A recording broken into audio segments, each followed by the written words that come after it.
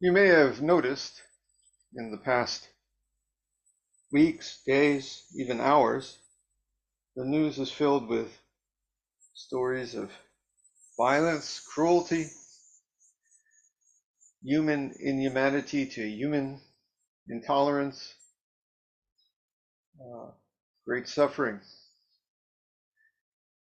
And sometimes, I'm sure, because I know all of you and you are very humane people, sometimes it may get you down. Sure gets me down. Brings me to tears sometimes.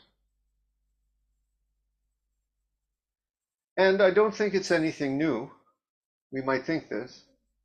What's new is that perhaps it comes into our living rooms and computer screens every day.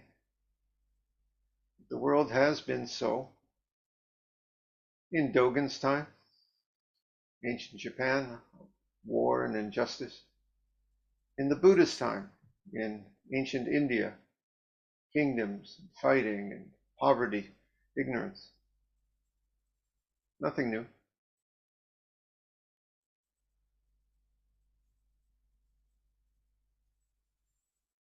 What's new is that maybe for the first time in history, we have a chance to get past that. Some of you may know I have my own crazy ideas about that. I'm not going to raise them again here. I'll just say that we have to do better than we're doing if we're going to make a future with beauty and not ugliness.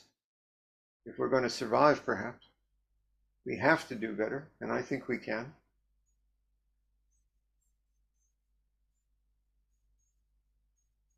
But that's not what I want to talk about today. I want to talk about right now, peace, love, and understanding. Why is this so important in our practice? Why must we not lose hope?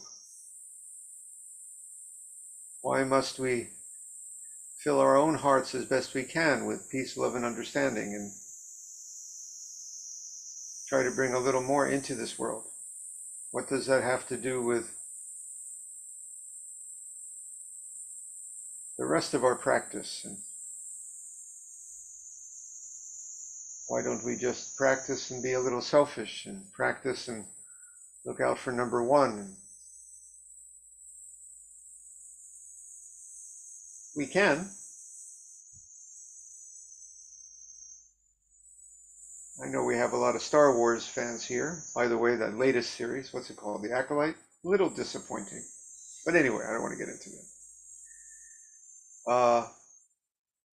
That whole thing about the Force and the dark side, it's got truth to it. And I think George Lucas actually was inspired by some Buddhist teachings and Hindu teachings when he put that in there.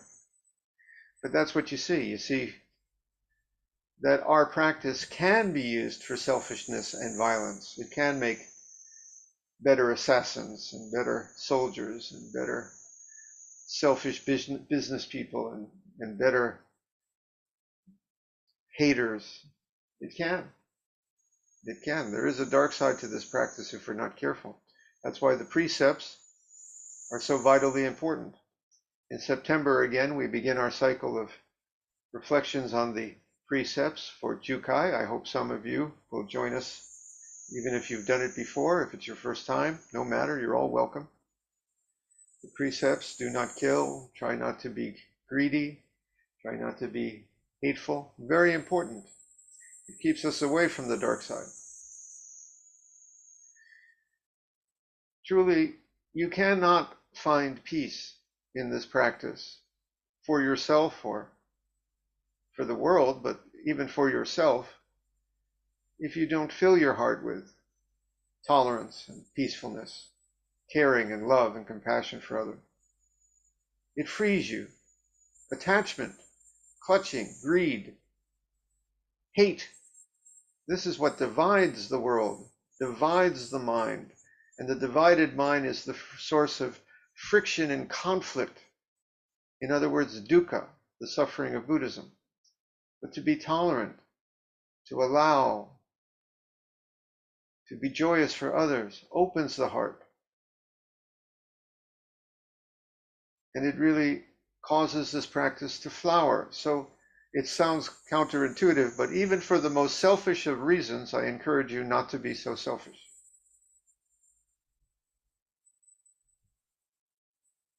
You'll get more out of this practice by following the good way, the good force, not the bad.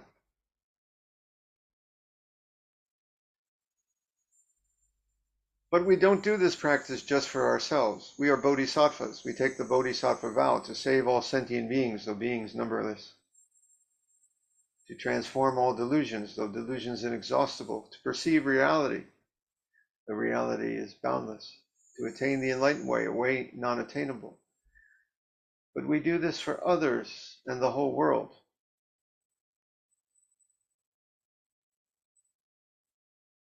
Never forget that. You're not practicing, shall we say, centered on yourself. I'm not saying you're not going to get great treasures out of this practice. You will, but part of that involves in not being so self-centered and opening to the world. And the way to open to the world is not to conquer it. The way to open to the world is not to poison it. The way to open to the world is not to divide it into enemies and things you want. The way to open to the world is to allow and have friends, fill it with a little more love and kindness, tolerance, understanding.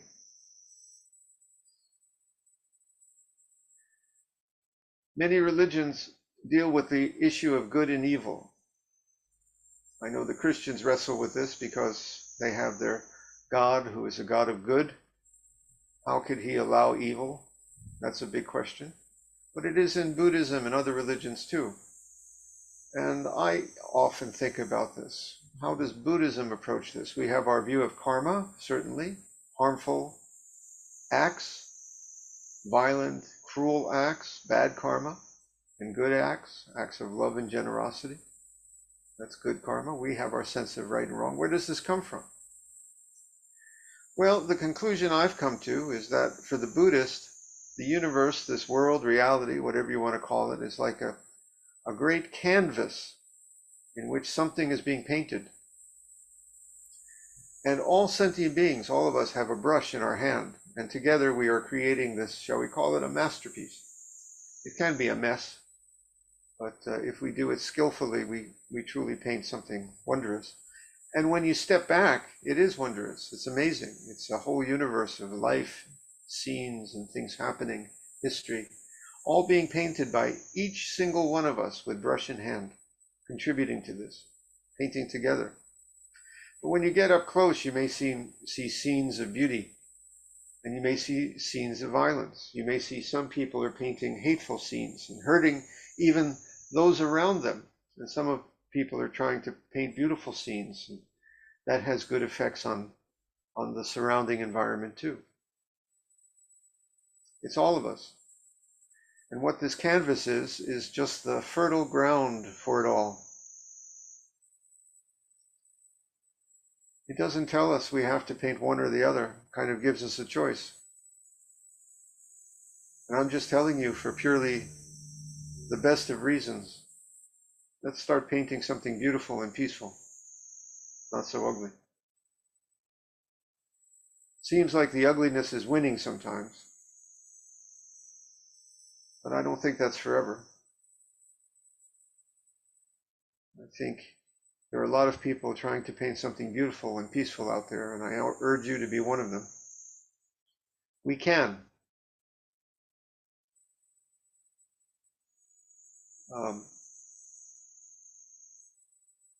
I don't know exactly how we do that. I have my crazy idea, but there are other people saying that we just need to find in our hearts more peace, love, and understanding. However we do it, we cannot give up hope.